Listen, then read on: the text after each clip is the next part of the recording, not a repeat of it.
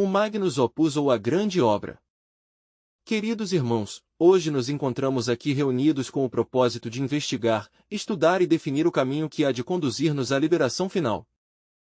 Os antigos alquimistas medievais falavam sobre a grande obra, e isso é bastante interessante. No solo, no piso das antigas catedrais góticas, via-se multidão de círculos concêntricos, formando um verdadeiro labirinto que chegava ou ia do centro à periferia e da periferia ao centro. Muito é o que se tem dito sobre os labirintos, também fala a tradição sobre o labirinto de Creta e sobre o famoso Minotauro cretense. Certamente, em Creta encontrou-se recentemente um labirinto, chamavam-no Absolum, como quem diz, absoluto. Absoluto é o termo que utilizavam os alquimistas medievais para designar a pedra filosofal. Eis aí, pois, um grande mistério. Nós necessitamos, como Teseu, o fio de Ariadne para sair daquele labirinto misterioso. Obviamente, há que entrar e sair do labirinto. No centro encontrava-se sempre o Minotauro. Teseu logrou vencê-lo, eis aí a tradição grega. Nós também necessitamos vencê-lo, necessitamos destruir o ego animal. Para chegar ao centro do labirinto, onde está o Minotauro, há que lutar muitíssimo. Há inumeráveis teorias, escolas de toda espécie, organizações de todo tipo. Umas dizem que o caminho é por lá, outras que por aqui, outras que por acolá, e nós temos que nos orientar no meio desse grande labirinto de teorias e de conceitos antitéticos, se é que queremos, de verdade, chegar até o centro vivente do mesmo, porque é precisamente no centro onde podemos achar o Minotauro. Quando um logrou chegar ao centro do labirinto, tem que engenhar-se para sair dele. Teseu, mediante um fio misterioso, o fio de Ariadne, logrou sair do estranho labirinto. Isso de Ariadne se nos parece a Híram, o mestre secreto de que fala a maçonaria oculta e que todos devemos ressuscitar dentro de nós mesmos, aqui e agora. Ariadne também nos indica a aranha, símbolo da alma que tece o tir do destino incessantemente.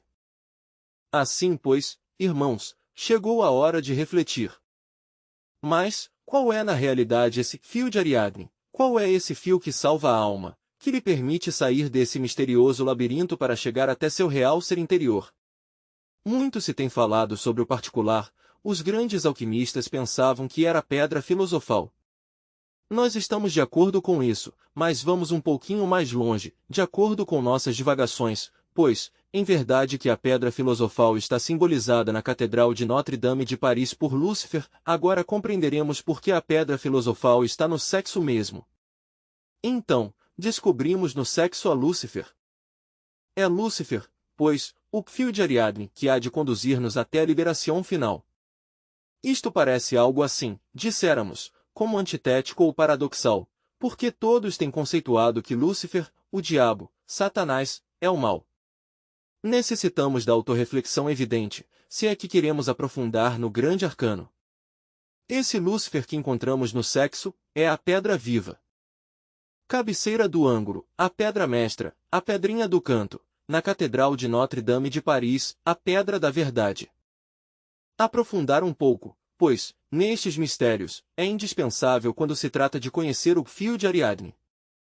Volto a recordar-lhes a vocês, os famosos santuários sagrados dos autênticos gnósticos rosacruzes, esoteristas da Idade Média quando Neófito era conduzido até o centro do Lumisial, levava os olhos vendados. Alguém lhe arrancava a venda e então o Neófito, atônito e perplexo, contemplava uma figura insólita. Ali estava, ante sua presença, o macho cabril de Mendes, figura estranha, o diabo. Em sua fronte luziam os chifres, sobre sua cabeça uma tocha de fogo. No entanto, algo indicava que se tratava de um símbolo. No numisial da iniciação, o neófito se achava ante a figura de Tifon Bafometo, a terrível figura do arcano 15 da Cabala, a tocha, ardendo sobre sua cabeça, brilhava. Ademais, a estrela flamígera de 5 pontas, com o ângulo superior para cima e os 2 ângulos inferiores para baixo, nos indica que não se tratava de uma figura tenebrosa. Ordenava-se ao neófito, beijar o traseiro ao diabo.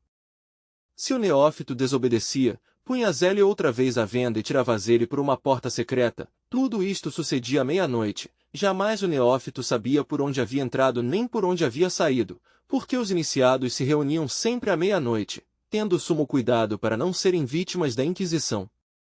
Mas se o neófito obedecia, então naquele cubo, sobre o qual estava sentada a figura do Bafometo, abria-se uma porta. Por ali saía uma ísis que recebia ao iniciado com os braços abertos, dando-lhe, em seguida, um ósculo santo na fronte. Desde esse momento, aquele neófito era um novo irmão, iniciado da ordem. Esse macho cabro, esse Tifon Bafometo, esse Lúcifer, resulta bastante interessante, porque é a energia sexual, a energia que há que saber utilizar, se é que queremos realizar a grande obra. Agora entenderão vocês por que Tifon Bafometo, o macho cabro de Mendes, representa a pedra filosofal, ao sexo. É com essa força tremenda com a que há que trabalhar. Recordemos que a Arca da Aliança, nos antigos tempos, tinha 4 chifres de macho cabro nas 4 esquinas, correspondentes aos 4 pontos cardeais da terra, e quando era transportada, agarrava-se sempre por esses 4 chifres. Moisés, no Sinai, se transformou. Quando desceu, viram-no os clarividentes com 2 raios de luz na fronte, semelhantes aos do macho cabro de Mendes. Por isso é que Michelangelo, ao cinzelá-lo na pedra viva, pôs em sua cabeça aqueles simbólicos chifres. É que o macho cabro representa a força sexual, mas também ao diabo, mas esse diabo ou Lúcifer, é a mesma potência viril que devidamente transmutada, nos permite a autorrealização íntima do ser. Por isso se tem dito que Lúcifer é o príncipe dos céus, da terra e dos infernos. Nas antigas catedrais góticas tudo isto estava previsto. Até a planta dos templos estava organizada em forma de cruz, e isto nos recorda crucis, crux, crisol, etc. Já sabemos que o pau vertical da cruz é masculino e que o horizontal é feminino. No cruze de ambos, se acha a chave de todos os mistérios. O cruze de ambos é o crisol dos alquimistas medievais, no qual há que cozer e recozer e voltar a cozer a matéria-prima da grande obra. Essa matéria-prima é o esperma sagrado, que transformado se converte em energia. É com essa sutilíssima energia com a que podemos nós abrir um chakra, despertar todos os poderes ocultos, mágicos, criar os corpos existenciais superiores do ser, etc. Isto é bastante importante, bastante interessante. A cruz, em si mesma, é um símbolo sexual. Na cruz está o Lindon Yoni do grande arcano. Nos 2 madeiros atravessados da cruz, estão os vestígios dos 3 pregos. Esses 3 pregos, se bem é certo que permitem abrir os estigmas do iniciado, ou seja, os chakras das palmas das mãos e dos pés, etc. Também simbolizam, em si mesmos, as 3 purificações do Cristo em substância, eis aí outro mistério transcendental. Em todo caso, meus caros irmãos, realizar a grande obra é para o único que vale a pena viver. Pedro, o amado discípulo de Nosso Senhor o Cristo, tem como evangelho ao grande arcano, aos mistérios do sexo. Por isso foi que Jesus o chamou Petros, pedra tu és pedra e sobre essa pedra edificarei minha igreja. É pois, o sexo, a pedra básica, a pedra cúbica, a pedra filosofal que nós devemos cinzelar, à base de cinzel e martelo, para transformá-la na pedra cúbica perfeita. Essa pedra sem cinzelar, a pedra bruta, em si mesma, é Lúcifer. Já cinzelada é nosso logo interior, o arqué dos gregos. O importante é, pois, cinzelá-la, trabalhar com ela, elaborá-la, dar-lhe forma cúbica perfeita. Entre os discípulos do Cristo há verdadeiros prodígios e maravilhas. Recordemos por um momento a Santiago, a esse grande mestre. Dizem que é o que mais se parecia ao grande Cabir Jesus, chamavam-no irmão do Senhor, e é óbvio que dispunha de grandes poderes psíquicos, mágicos. Santiago foi o primeiro que depois da morte do grande Cabir, oficiou a missa gnóstica em Jerusalém. Contam as tradições que teve que se defrontar com o mago negro Hermógenes, na Judéia. Santiago, como quer que conhecia a alta magia, combatia sabiamente ao tenebroso. Se aquele usava um sudário de maravilhas, por exemplo, este usava para contrarrestá-lo, e se Hermógenes usava o bastão mágico, Santiago usava outro similar, e ao fim derrotou ao tenebroso nas terras da Judéia. No entanto, considerou Zélio mago, e o era, fora de toda dúvida, e foi condenado à morte. Mas algo insólito sucede, dá-se o caso de que o sarcófago de Santiago se suspendeu nos ares, como se diz, e foi transportado à antiga Espanha. Certo é que ali se fala de Santiago de Compostela, e dizem do mesmo que ressuscitou de entre os mortos e que naquela terra foi atacado pelos demônios, com figura de touro, por fogo vivo. Enfim, se falam muitas coisas sobre Santiago. Nicolás Flamel, o grande alquimista medieval, teve a Santiago de Compostela como patrono da grande obra. No caminho de Santiago de Compostela, há uma rua que a chamam de Santiago, e também ali há uma caverna que a chamam a Cova da Saúde. Pela época em que a gente faz peregrinações para onde está Santiago de Compostela, por essa mesma época se reúnem os alquimistas, em tal cova, os que estão trabalhando na grande obra, os que admiram não somente a Santiago de Compostela, ao qual tem por patrono bendito, senão também a Jacobo de Morai. Ali se reúnem sempre, pela época das peregrinações. Assim, pois, enquanto as gentes estão rendendo um culto esotérico, disséramos, a Santiago de Compostela, os alquimistas e cabalistas estão reunidos em mística assembleia para estudar a cabala, a alquimia e todos os mistérios da grande obra.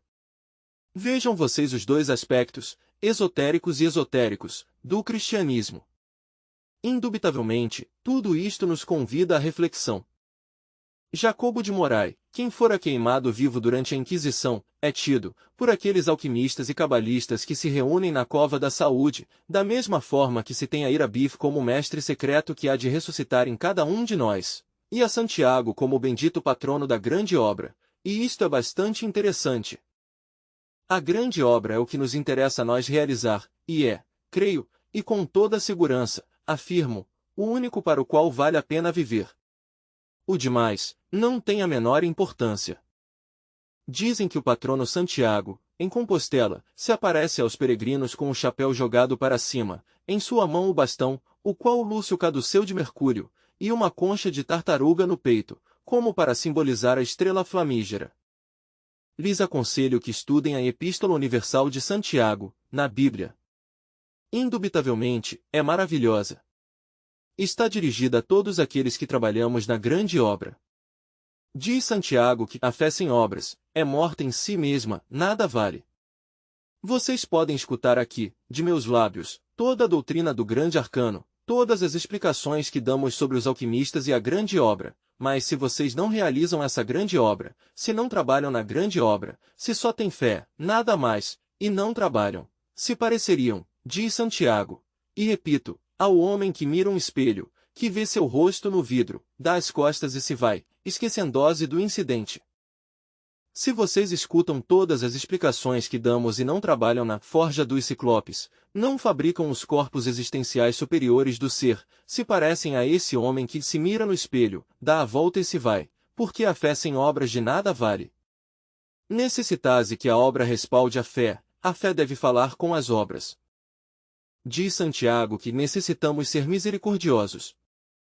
Isso é claro, porque se nós somos misericordiosos, os senhores do karma nos julgarão com misericórdia, mas se nós somos desapiedados, os senhores do karma nos julgarão em forma desapiedada. E como quer que a misericórdia tem mais poder que a justiça, é seguro que se somos misericordiosos, poderemos eliminar muito karma, tudo isto nos convida à reflexão. Diz Santiago que nós temos que refrear a língua, aquele que sabe refrear a língua, pode refrear todo o corpo, e nos põe como exemplo o caso do cavalo, ao cavalo se lhe põe o freio na boca, no focinho, e é assim como logramos dominá-lo, manejá-lo. O mesmo sucederia se nós refreássemos a língua, nos faríamos donos de todo o nosso corpo. Diz Santiago, olhai também as naves, ainda que tão grandes e levadas de impetuosos ventos, são governadas com um muito pequeno timão, que é verdadeiramente pequeno, em comparação com o enorme tamanho que tem os buques. A língua é pequena, sim, mas, que grandes incêndios forma! Ensina-nos, nessa epístola, a não nos vangloriarmos jamais de nada. Aquele que é jactancioso de si mesmo, de suas obras, do que tem feito, indubitavelmente é soberbo, pedante, e fracassa na grande obra. Necessitamos humilhar-nos ante a divindade, ser cada dia mais e mais humildes, se é que queremos trabalhar na grande obra, não presumir jamais de nada, ser simples sempre. Isso é vital quando se quer triunfar na grande obra, no Magnus Opus. Aquela epístola está escrita com um duplo sentido. Se vocês a leem literalmente, não a entenderiam. Assim a têm lido os protestantes, os adventistas, os católicos, etc., e não a têm entendido. Essa epístola tem um duplo sentido e está dirigida, exclusivamente, aos que trabalham na grande obra. Quanto à fé, é necessário tê-la, claro. Todo alquimista deve ter fé, todo cabalista deve ter fé, mas a fé não é algo empírico, algo que se nos dê regalado. A fé há que fabricá-la, não podemos exigir-lhe a ninguém que tenha fé. Há que fabricá-la, elaborá-la. Como se fabrica? À base de estudo e de experiência. Poderia alguém ter fé, disto que estamos nós dizendo aqui, se não estuda e experimenta por si mesmo? Obviamente que não, verdade? Mas, conforme vamos estudando e experimentando, vamos compreendendo, e dessa compreensão criadora advém a fé verdadeira. Assim, pois, a fé não é algo empírico. Não, nós necessitamos fabricá-la. Mais tarde, sim, muito mais tarde, o Espírito Santo, o terceiro Logos, poderia consolidá-la em nós, fortificá-la e robustecê-la, mas nós devemos fabricá-la. Outro apóstolo bastante interessante, que conta para nós neste caminho angusto, estreito e difícil que levamos, é André. Disse que ele, em Niceia, conjurou a 7 demônios perversos e que os fez aparecer, ante as multidões, em forma de 7 cachorros que fugiram espavoridos. Muito se tem falado sobre André, e não há dúvida de que foi extraordinário, que estava carregado de um grande poder. A realidade é que André, o grande mestre, discípulo do Cristo, foi condenado à morte e torturado. A cruz de Santo André nos convida à reflexão, é uma X, sim, uma X.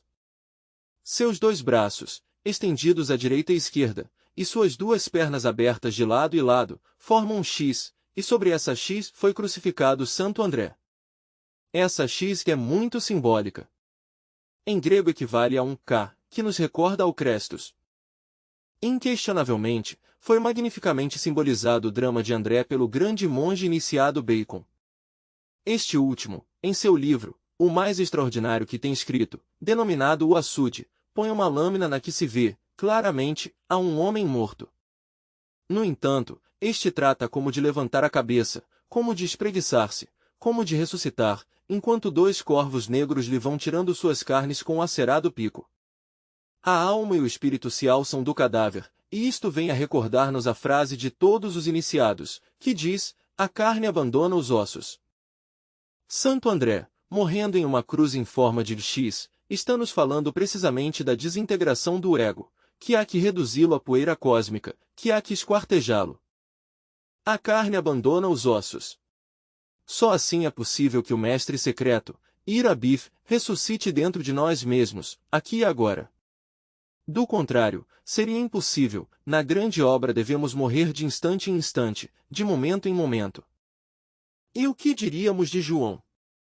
Ele é, fora de toda dúvida, o patrono dos fabricantes de ouro. Haverá alguém que tenha fabricado ouro? Sim, recordemos a Raimundo Lúlio. Ele o fez, enriqueceu as arcas de Filipe o Formoso, da França, e as do rei da Inglaterra. Ainda se recordam cartas de Raimundo Lúlio. Uma delas fala de um formoso diamante, com o qual obsequiaria nada menos que ao rei da Inglaterra, dissolveu um cristal, entre o crisol, e logo, pondo água e mercúrio sobre aquele cristal, transformou-o em um gigantesco diamante. Extraordinariamente fino, com obsequiou ao rei da Inglaterra. E quanto à transmutação do chumbo em ouro, o fazia graças ao mercúrio filosofal. Raimundo Lúlio enriqueceu a toda a Europa com suas fundições, e no entanto ele permanecia pobre. Viajante extraordinário de todos os países do mundo, ao fim morreu lapidado em uma dessas terras, reflitam vocês nisto. Assim pois João, o apóstolo de Jesus, é o patrono dos que fazem ouro, nós necessitamos transmutar o chumbo da personalidade no ouro vivíssimo do Espírito. Por algo é que se lhes chama, aos grandes mestres da loja branca, irmãos da ordem de São João. Muitos creem que João, o apóstolo do Mestre Jesus, desencarnou, mas ele não desencarnou. Velhas tradições dizem que fez cavar sua fossa sepulcral, que se deitou nela, que resplandeceu em luz e desapareceu, a fossa ficou vazia. Nós sabemos que João, o apóstolo do Cristo, vive com o mesmo corpo que teve na Terra Santa e que vive precisamente em Agartha, no reino subterrâneo, ali onde está a ordem de Melquisedeque, e que acompanha ao Rei do mundo. Vejam vocês quão interessante é isto. Entrando pois no Magisterium do Fogo, devemos definir algo, para aclarar face necessário, como lhes tenho dito a vocês, transmutar o esperma sagrado em energia. Quando isto se logra, advém o fogo que sobe pela espinha dorsal, e começa a realizar-se a grande obra. Nós necessitamos criar os corpos existenciais superiores do ser, mas isso não é suficiente. É necessário, é indispensável, é urgente revestir esses veículos, depois, com as distintas partes do ser, mas, para revesti-los há que aperfeiçoá-los, convertê-los em ouro puro, em ouro espiritual de verdade. Não se estranhem, pois, que João ou Santiago tenham um corpo astral de ouro puro, um mental do mesmo metal ou um causal ou o búdico ou o átmico, porque eles lograram realizar a grande obra. Se por algo o conde Saint-Germain podia transmutar o chumbo em ouro, é porque ele mesmo era ouro. A aura do conde Saint-Germain é de ouro puro, os átomos que formam essa aura são de ouro, e seus corpos existenciais superiores são de ouro da melhor qualidade. Nessas condições, ele pode jogar uma moeda no crisol, sim, e derretê-la, e logo, com o mesmo poder que leva dentro, transmutá-lo em ouro puro, porque ele é ouro. Isso é o que se chama realizar a grande obra. Nisto há graus e graus. Primeiro há que alcançar a maestria, depois temos que converter-nos em mestres perfeitos e muito mais tarde alcançar o grau de grande eleito. Grande eleito e mestre perfeito é todo aquele que tem realizado a grande obra. Assim como nos encontramos, realmente estamos mal. Nós necessitamos passar por uma transformação radical e isso somente é possível, de verdade, destruindo os elementos inumanos e criando os humanos. Só assim marcharemos rumo à liberação final. Na Catedral de Notre-Dame de Paris, como lhes disse, em um rincãozinho está a pedra mestra, ou a pedra do ângulo, que os edificadores de todas as seitas, escolas, religiões e demais rechaçaram, a pedra escolhida, preciosa, mas que tem a figura de Lúcifer, e isto assusta aos profanos. Inquestionavelmente, meus caros irmãos, só ali, no sexo, podemos encontrar a esse princípio luciferino que é a base mesma da autorrealização. Mas, por que Lúcifer é o fio de Ariadne? Por que é precisamente ele quem há de conduzir-nos à liberação final, quando em verdade se lhe tem tido pelo mal? Tenho dito muitas vezes, e o tenho afirmado enfaticamente nesta cátedra, que Lúcifer é a reflexão do logo interior, dentro de nós mesmos, a sombra de nosso Deus íntimo, em nós e para nosso bem, pois ele é o treinador. Deus não pode tentar-nos, nos tentam nossas próprias concupiscências, assim o ensina Santiago, o patrono da alquimia, o patrono da grande obra. Então, o que é o que faz Lúcifer? Ele se vale de nossas próprias concupiscências, as faz passar pela tela do entendimento, com o propósito de treinar-nos psicologicamente, de fazer-nos fortes, mas se falhamos, fracassamos na grande obra. No entanto, podemos falhar e retificar. Se retificamos, triunfamos na grande obra. Qualquer pode falhar e por suas falhas sabe que tem delitos que corrigir, que eliminar. Assim Lúcifer nos treina, nos educa, nos forma, e a força de tanto treinamento nos libera, vai nos conduzindo, de esfera em esfera, até nosso ir a Bif. Lúcifer é, pois, o fio de Ariadne que nos leva para nosso Deus interior, que nos tira deste doloroso labirinto da vida, mediante o trabalho esotérico. Ele, uma e outra vez faz passar, pela tela de nosso entendimento, nossas próprias concupiscências, que não são outras, senão as nossas. Vencê-las, eliminá-las, desintegrá-las, revertê-las a pó, é o indicado. Assim, dando passos e passos cada vez mais avançados, vamos partindo do centro do labirinto para a periferia, para chegar um dia até nosso Deus. Essa é a labor de Lúcifer. Ele é o fio de Ariadne, ele é a pedra filosofal. Por algo é que os peregrinos da Catedral de Notre-Dame de Paris apagam suas veladoras nas falsas pétreas de Lúcifer, na pedrinha do canto, como se diz por ali. Tem-se falado muito de poderes mágicos. Sim, podemos chegar a tê-los, mas necessitamos, inquestionavelmente, criar muito dentro de nós, e destruir demasiado. Há muito que nos sobra e muito que nos falta. Todo mundo crê que possui os corpos existenciais superiores do ser, e isso não é assim. Faz-se necessário criá-los, e não é possível criá-los senão na forja dos ciclopes, quer dizer, mediante o trabalho sexual. Dir-se-nos-á que somos fanáticos do sexo. Se equivocam. O que passa é que temos um laboratório, que é nosso próprio corpo, e um fornilho no laboratório, o fogo do alquimista, e um crisol, que está no sexo e ali a matéria-prima da grande obra. Transmutá-la é indispensável, convertê-la em energia, para poder logo com essa energia, e com o que ela contém, criar os corpos existenciais superiores do ser. Isso é o vital, o indispensável. Chegará um dia em que haveremos de passar mais além do sexo. O absurdo seria querer passar mais além do sexo sem haver chegado à meta. Isso seria tanto como querer baixar-nos do trem, antes de chegar à estação, ou como querer baixar-nos do ônibus ou caminhão, onde vamos, antes de chegar à meta que nos temos traçado. No sexo há que criar e há que destruir. Criar os veículos solares é necessário para que o Deus interior possa ressuscitar em nós, e também eliminar os elementos inumanos que levamos dentro. Todos reunidos aqui, devemos compreender. Não basta com que vocês escutem o que estou dizendo, é necessário que o realizem, porque a fé sem obras é fé morta. Necessitas que a fé vá acompanhada com a obra. Há que realizar a grande obra, mas não basta com ter fé na grande obra. Há que realizar a grande obra.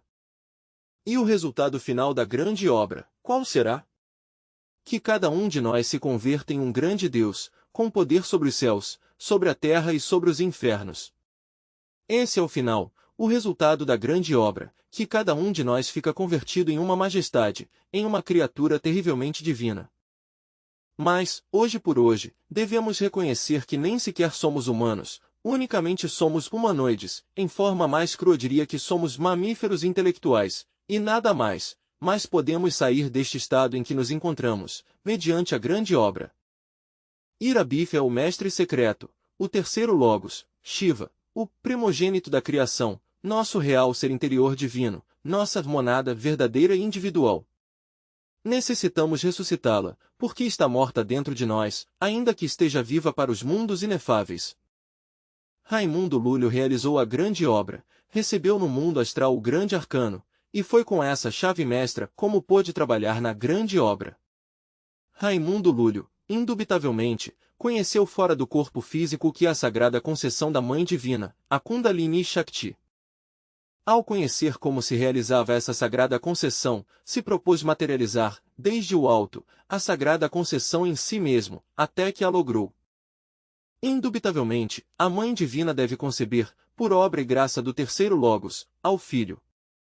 Ela permanece virgem antes do parto, no parto e depois do parto. Esse menino que ela concebe, deve materializar-se, cristalizar em nós desde acima, desde o alto, até ficar revestido completamente com nosso corpo físico, com o nosso corpo planetário. Ao chegar a esse grau pode dizer-se que a grande obra se tem realizado. Em outros termos, devemos ressuscitar a Irabif dentro de nós. Tenho dito.